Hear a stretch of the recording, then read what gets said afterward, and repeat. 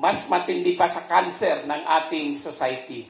Ito ang pinakamatinding problema natin because ito ang nagpapalubog sa ating bansa.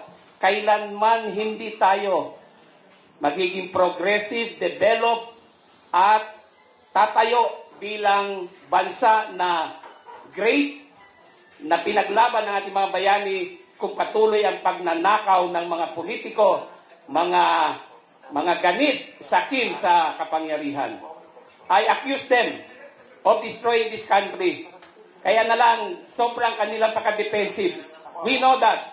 As a lawyer, they will definitely deny all the accusations.